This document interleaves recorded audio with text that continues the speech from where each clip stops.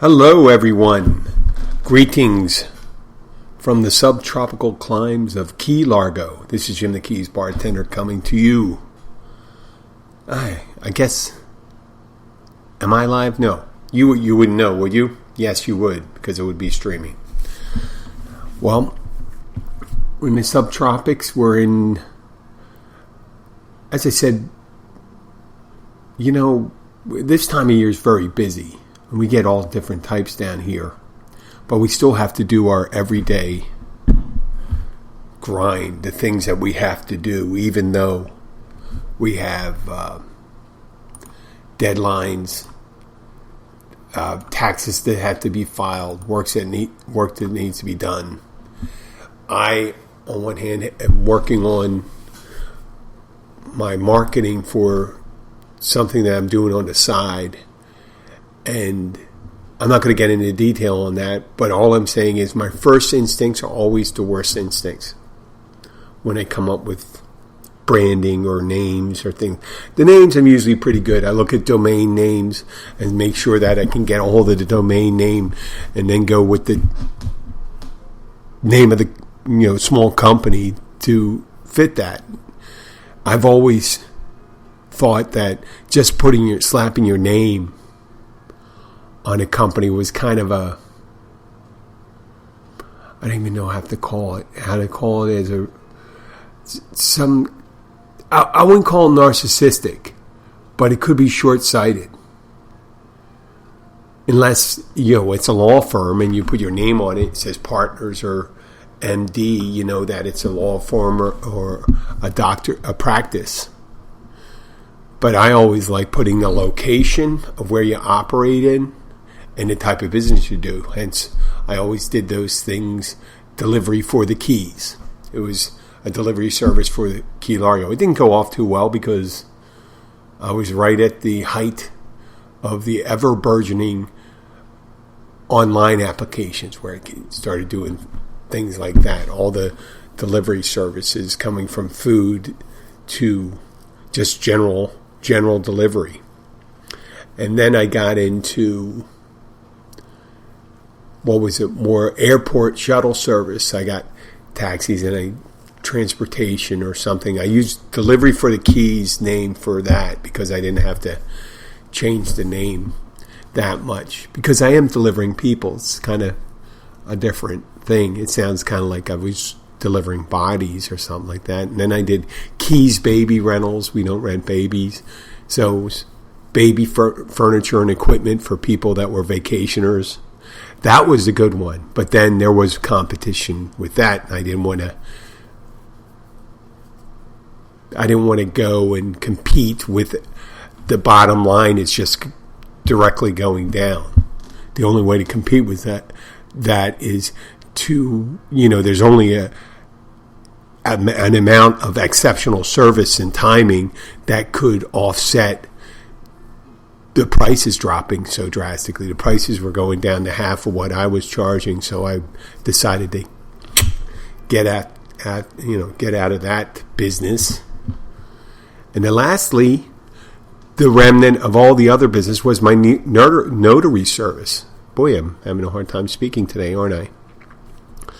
And that thing has always been, it's a low initial cost.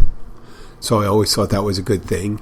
And then I put in the name the Keys Notary because that was available. I would have put in Florida Keys Notary or anything like that, but the Keys Notary was left. And it's simpler. And the people that see it down here, they know it's not, the title is pretty descriptive. I don't have to put it on like Keys Baby Rentals. We don't rent babies. The Keys Notary is, I'm a notary and I work in the Keys. That's pretty much it. But then I had to put a list of services and I just added a certification. So I wanted to have a new branding for it.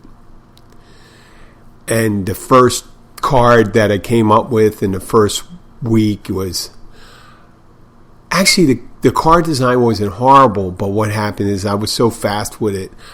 The lettering on the back of the card is light gray on white. That was stupid. It looked, when I was designing the card, it looked more contrasting when they did it. So luckily I only order 100 at a time when I'm initially building a design. Yeah, you pay a lot more per card, but you're not sitting on 500 cards or 1,000 cards and that you have to give away and you're stuck with a shitty card. So the first one I did is almost always like a one-off. Like I'm not going to do anything with it. I'll use it just so I can give someone a card. And they may look at it and say, hey, this is a shitty card. It's almost the first one. Every first card, a business I develop, seems every first rollout of a card is shitty, the design. Just a rule of thumb. And the last one's better. I think I'm good with branding. I'm simple about that stuff. I'm not simple. There's a commercial on television called Rock Auto. And it's an online application or online website for ordering all the parts you need for a vehicle. And it looks like a guy who designed the animation for it just took an AV class in sophomore year of high school. And they have a music, and it looked like it was designed by someone locally, and they're rolling it out nationally. And they said, well, we don't have to spend any more. This is what our commercial is. It looks cheesy, but we're selling parts that are made by someone else. So the commercial, I guess they thought dollars and cents. We're not going to be paying I'm sure there's people. I have this thing say Madison Avenue. I don't know if Madison Avenue still does advertising anymore, but Madison Avenue was this headquarters for advertising in the United States. And I'm sure there's people calling them up and say, hey, listen, you're a big company. Why the fuck are you having this nickel and dime commercial? So that's what I think about when I put out something. I say, hey, man, do I want to look real cheap? I don't know what I'm doing. So, well, I kind of weigh it with the ideas. If I don't go and do it, I don't get the word out, and it's just a slow rollout. So I just have a tendency to try to jump in the pool. That's it. I'm not going to keep on talking about this anymore. So let's get to talking about drinks, cocktails, and all sorts of things like that. If you ever seen the movie The Jerk, it stars Steve Martin. It's a comedy. And he's an adopted... I don't want to give away the whole thing. For some of our younger listeners, if you get the chance to see the movie The Jerk, Steve Martin, there's this scene in it where the characters just become wealthy from an invention he created. And he wants to he has an image on what a wealthy person looks like. So he has a butler, a maid, and he sees an advertisement in the magazine. And the magazine is of a person he views as wealthy holding a cocktail. And he gets his butler or barman to make him that kind of cocktail with the umbrella and shit like that. And he goes, yeah. And he holds it. And he holds it in his hand. He goes, now I'm here. I finally arrived. Right? I finally arrived. People think they're put off by the images. They're put off by the image. They try to emulate the image of things they admire. So the commercials, we are inundated with commercials like that. When you see a Crown Royal commercial where a guy is walking down the street with a bag of Crown Royal and he's showing up to someone's house. It could be a mentor's house. I just have this vision. There's a real artsy commercial, and this young fella in his mid-20s shows up with a bottle of Crown Royal, and they're drinking it neat, and they're well dressed in urban wear, and it's really kind of classy and stuff like that. And it's funny, that some people may want to identify with that. Or the martini, the James Bond martini. Gordon's gin. He calls for Gordon's gin, and Gordon's gin is kind of a shit gin. But when he orders it in Casino Royale. I think he orders Gordon gin, half Gordon gin, half something vodka, Lillet for his martini. And you have that, or you have the Coors Light commercial where they used to have the silver bullet, and they had a bunch of girls show up in bikinis, and that's kind of fun, you know? I mean, obviously down here, if you go down to the Sandbar, yes, there's a bunch of girls in bikinis drinking light beer, and you can identify with that. But a lot of times when you go to these bars at late at night, people drinking light beer, it's not the same image. And some people think while they're drinking, this is the same one, that image of the person is drinking. If someone's drinking champagne or a Cosmopolitan, a martini, well-dressed, a lot of times people aren't. They start out that way and they don't. So, but they identify with a drink. And a drink is something, like I used to drink bourbon, neat. It didn't make me a fucking cowboy. I just go in there and say, I'll take a bourbon neat. Or it could be a bullet bourbon or a Maker's Mark. I wasn't fucking John Wayne just because I was drinking that. It didn't make me feel that way necessarily. But there's all sorts of drinks, especially down here when someone says, I'm in the tropics. I want to get something tropical. Well, you're going to get either, let's see, you can get a rum punch. You could get what's that one called? A rum runner. I keep on forgetting that one. That's the local drink down here, rum runner. Pina colada. Frozen margaritas. Which, that really gets fucked up, frozen margaritas. Because first of all, you're blending in. You got to put a lot of sugar in the margarita in order to make that ice, like a Slurpee. Otherwise, if people say it's really watered down when you use the frozen margarita, well, that's what happens. A lot of places don't make frozen margaritas. People order frozen margaritas at places that don't have those machines, and you have to have heavier syrup and stuff like that. But I digress. So when you order that, and let me tell you about the rum punch. You order a Mai Tai, rum punch, Hurricane, you're practically getting the same drink each time. Or any drink. Because people just throw a bunch of rum in it. Pineapple, orange, a little red stuff, and that's it. I have a regular that comes in, and they always order. They don't always order. Sometimes he orders a Irish coffee. He likes it with the Baileys, Jamesons, and whipped cream. But he and his girlfriend, they like the B-52 shot. And I always had to remember. I had to remember what layer goes first. And he goes, layer. I say, yeah, that's a layered shot. Because there's a lot of things, if you're using a clear liquid, like obviously a kamikaze, somewhat clear, lime juice, vodka, triple sec. That's a classic kamikaze. B-52 is Bailey's, Grand Marnier, and Kahlua. And you have to remember how to layer it. I'm going to tell you how to do it right now.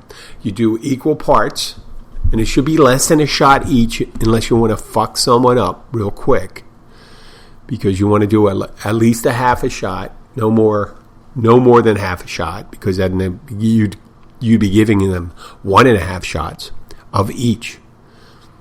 And in order to layer, you got to put it in this order: Kahlua, Bailey's, and Grand Marnier.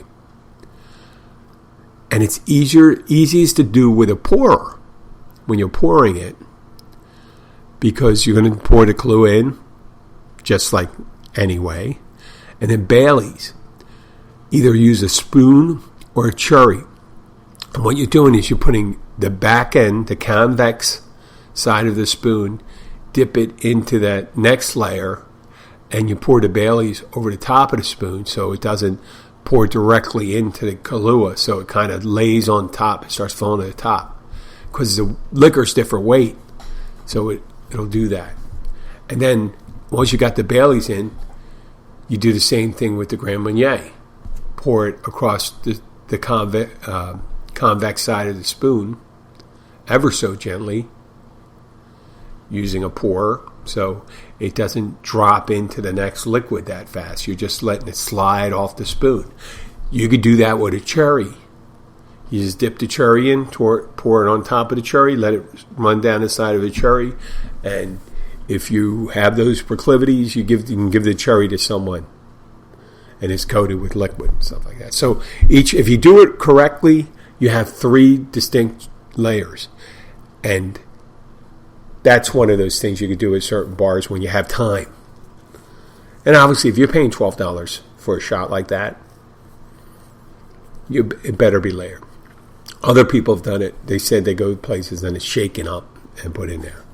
I'll attempt to do it.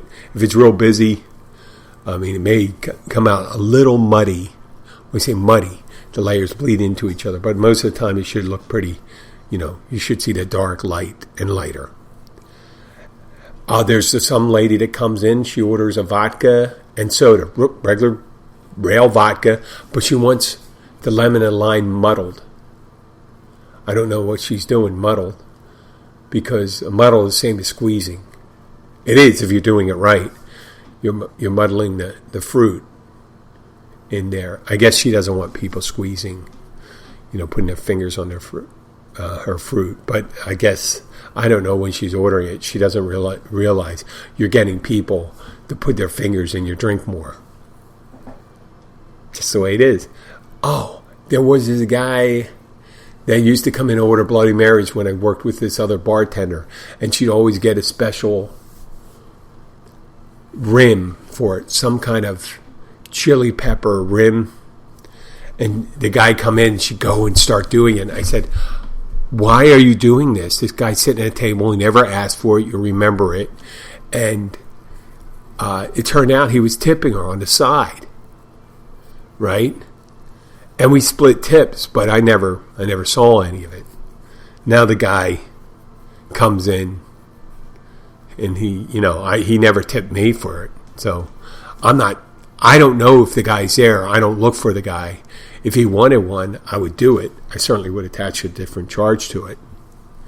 There's people that come in, they have their martinis. The martini drinkers sometimes are the worst.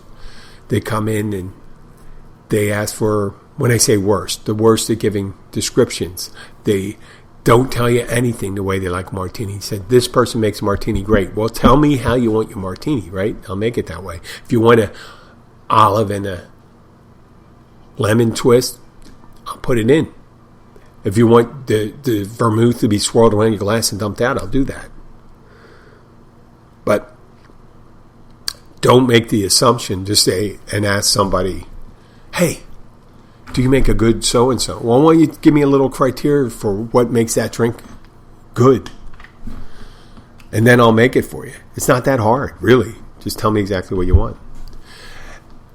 And I'm not saying that these drinks, just because you've seen someone drink it, your favorite sports figure, you don't see Tom Brady around booze. But it's funny, after the Super Bowl, he was fucked up on a boat when he tossed the Lombardi trophy from one boat to the next. He did look like he was fucked up. If he was pretending to be fucked up, that was a stupid image too, just to make him look like every man. Maybe there's a possibility he did something like that. And he did something stupid in order to look more every man. So, I'm not saying that just because Dean Martin always had a martini, you have a martini, you're wearing a tuxedo, you're fucking Dean Martin. Remember, Dean Martin really didn't drink. That was more of an image thing for him. I have one rough-looking customer that comes in. He's a friend of mine now. He's from upstate New York. He has his gravelly voice, goatee. He recently looked like he has one of those big Hemingway beards or old ship captain's beards, and comes up and he goes, give me a fresh and fruity Rudy Tooty. And he just likes vodka, pineapple with a splash of club soda. And he wants a fruit in it, like an orange and a cherry and an umbrella. And the guy, he just absolutely loves it. It's like that scene from Steve Martin. He's holding it up because this is the best drink I have. It's just rail vodka and pineapple and club soda with a little fruit on it. But that's pretty much it for the extent. He doesn't look any better or worse at the beginning of the night or the end of the night. But there are people like that when they come in, and it happens a lot at events, when I talk about events, social events. I come from a background in catering for years, and I can almost tell you the time. If you give me a general smattering of people, of some group of people, not all one particular group, but 20 people out of a 200-person party, and you showed me timeline photos, gave me five different photos from the first hour, second hour, third, fourth, fifth at the end. I could almost probably put those in order. Now, some people may throw that off and get a little more cleaned up as the time goes, but generally that is not the case. And I'll tell you the case in the wedding. At a wedding, in where I come from, in a lot of places on the East Coast, northeast part of the United States, these local upper middle class places, they'd have 5-hour open bars, 4-hour open bars. Now, they vary from community to community depending on what their views on drinking was. Obviously, some groups didn't drink that much. Very religious Protestant groups, you didn't see that. But in Catholic neighborhoods, holy shit. And I knew that. 5-hour open bar. That's the package, at least the place I worked, and a lot of the other places offered. And when one place offered it and the other place didn't, they generally go to the place that had the 5-hour open bar. 5-hour affair, 5-hour open bar. They only shut down during the announcements. That's when they would ask the wedding party in and introduce the new bride and groom and all the members of the people. They'd shut down for like 10, 15 minutes during that just to get the people away from the bar. And there's a general demeanor with the wedding party. You see in the beginning, because normally people want to have all their pictures taken. You got to have them taken in the beginning. Right at the beginning, in between the ceremony and the reception. Because if you wait too long, your wedding party is going to get fucked up. And you're going to have the longer you wait to have these pictures taken, the harder it is to get those pictures taken. Get people to pose, get a nice picture and things like that. So people always, brides saying, listen, this is a wedding album. We're going to need the wedding album. We're going to be looking at the wedding album because we're going to, Uncle Tom, you're going to have to watch what you're drinking. Or get Uncle Tom in front of the camera early. You get those people, you better do that. Don't wait till the wedding party and try to drag them out. And they used to do that on Friday weddings, because Friday weddings, the reception there wouldn't be a gap between the ceremony and the reception. They'd have like a 5 o'clock wedding, 5:30 wedding, and then 7 o'clock reception. And they'd have like a half hour. Now, if they were smart, they'd get all the groom's pictures and the bridesmaids' pictures and the family pictures taken prior. Break with the tradition. When you have enough time, you got to do it. So you don't miss the party. But they used to give a really good deal for Friday weddings, for receptions, because of that case. Saturday you had more time. Now the early wedding, not so much. We used to do like 2 weddings in a day, where one would start at like either 12 to 5 or 12:30 to 5:30, and then the next one starts in normally no earlier than 6:30 to 11:30. An hour break over. We change the room over and stuff like that. Now, the evening Saturdays, that's when they had the most time, and that's when you get all those pictures taken and stuff like that. But I'm talking about the guests now, and the bridal party is part of the guest. So the first hour, you see the people loosen up, hanging out, usually hors d'oeuvres. They'd have hors d'oeuvres at they'd have a really great hors d'oeuvre hour at the place. The hors d'oeuvre hour was like a buffet.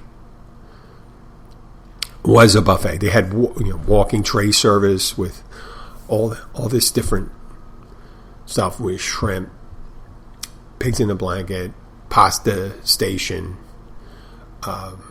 ramaki, all different things. Little baby lamb chops or anything you want.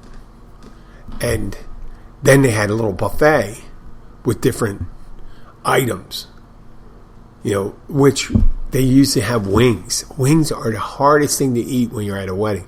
Why would you eat wings? Wings are great. I understand wings are great. People love wings. But that's a happy hour food. And a wedding isn't necessarily a happy hour. But they used to do wings, and I always thought, man, that's a way, if you're in a tuxedo, you're going to eat hot wings. And you're getting pictures taken. They're going to fucking kill you. The bride's going to kill you if you get fucked up. So the first hour, people are loosening up. They're having drinks. They figure out it's open bar. A lot of people in the area, they expect it when they go to weddings. But people that are visiting from out of town, if you have a relative from center part of the state, from more rural part of the state, they're usually surprised. They go, what do you mean? The bar's open? And they can start, oh my God. It's like coming across a slot machine that's paying out. And you're just fucking trying to stuff all the coins in your pocket. Trying to do it. So that first hour, I could pretty much tell. Everyone's pretty much neat. And then you go into the second hour, people are eating and things like that. They're generally neat, but you can see there could be a couple people that aren't eating. They're drinking. They're just drinking their meal. But generally they're well behaved. The third hour is when things start lighting up. You start seeing little chinks in the armor there. They're having a hard time getting their aunts and uncles together and getting their pictures taken. There's ceremonial things that are getting ready. They just did a bunch of dances and stuff. And the fourth hour, that's when you see the bride has a little cake in her hair. The groom's shirt tails open, ties off. Could have a chicken wing stain on his white tuxedo shirt. You could have a groomsman could be making out with the bride's aunt. There's dirty songs playing. It could be like one of the songs from the window to the wall, to the sweat runs down my balls. All that shit. Bride is unhappy because something her dad said. Your 14-year-old cousin's maybe hitting up the half-drank or drunk, or what we call stubbies. We used to call them stubbies, half full whiskey sours, screwdrivers, 7-7, whatever they have, sea breezes. Kids just drinking everything, getting fucked up. And, and then everyone knows at this point, everyone knows the woman that went to catch the bouquet that was thrown and she slipped and fell, that she wasn't wearing any underwear. All that stuff has happened, and more than once. And there's always, it's just a sin. And as a group of people, now there's always outliers there. There's people that get there's people passed out. And I did that at a wedding. I did a wedding recently in Poland, but then again, that was vodka for, it was a 10-hour reception. It was a minimum 10 hours. It was like 8 and 4, maybe 11 hours. Yeah, with booze the whole time. So I wasn't the only one there. So that wasn't unusual. And there's people that don't drink. Now that's a whole different kettle of fish, and it's really interesting when you go to a wedding where there's no bar and people just are panicking and go, what? And they're insulted. I said, you got invited to a wedding and you're going there to show respect for people. Sit there. I know it's a Saturday night, you don't get to drink.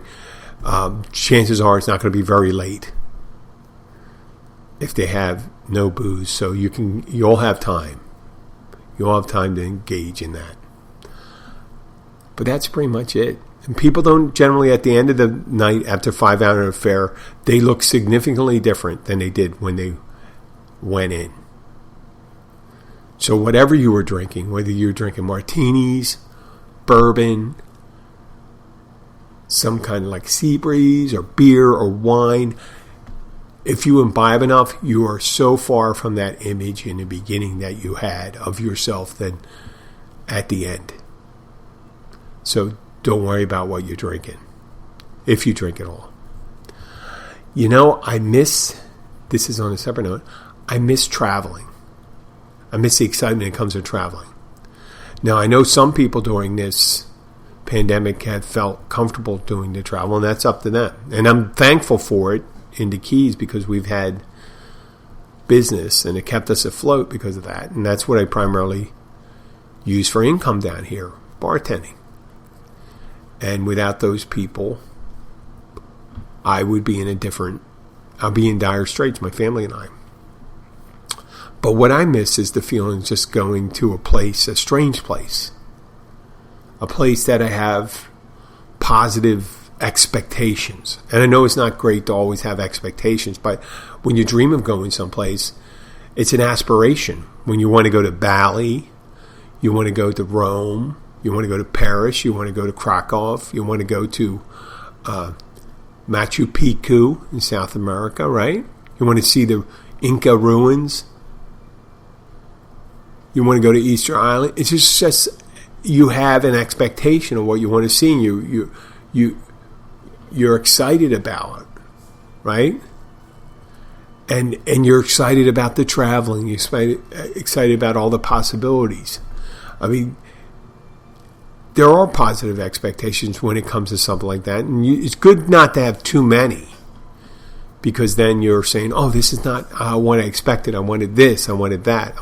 Just a general positive expectation. A negative expectation is like the first time you go to prison, I guess, or a jail cell. I could tell you the first time I was in a jail cell, when they told me, when I got in trouble for drinking and driving, and they put me in a jail cell overnight in Philadelphia, my expectation wasn't the prison expectation, but I didn't think it was going to be good. I guess I was under diminished capacity too at the time.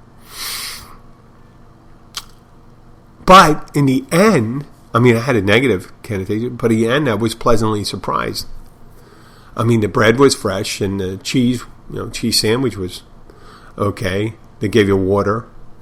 I was able to sneak in my cigarettes by putting them in my shoe. And I made friends in the jail cell because of that, having the cigarettes. No other reasons. I wasn't in prison, so there wasn't even the temporary need for anybody looking for a partner, right? That's jail, not prison. So that's a negative one, but it could turn positive. A positive expectation could turn negative when you say, well, I expected this. I expected when I went to Paris that everyone was going to be nice, and I was going to not have to speak any French, and they weren't going to laugh at me for wearing sandals with socks. But that's more of a European thing, right? I can't wait till we do that again. I'm ready for that.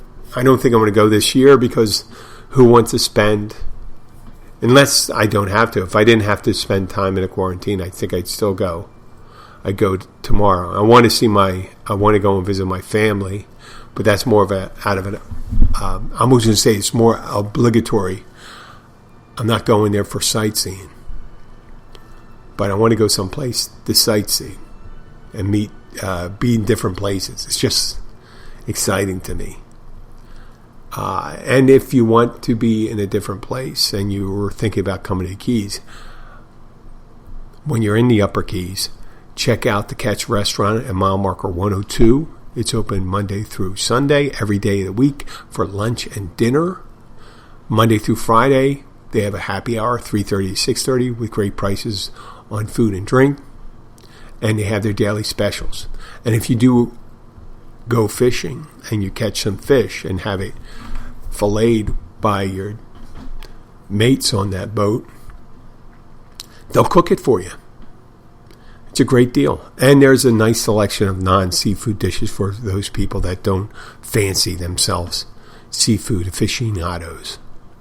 So come to the Catch at mile marker 102 Oceanside. And when you come there, tell them that the Keys Bartender sent you.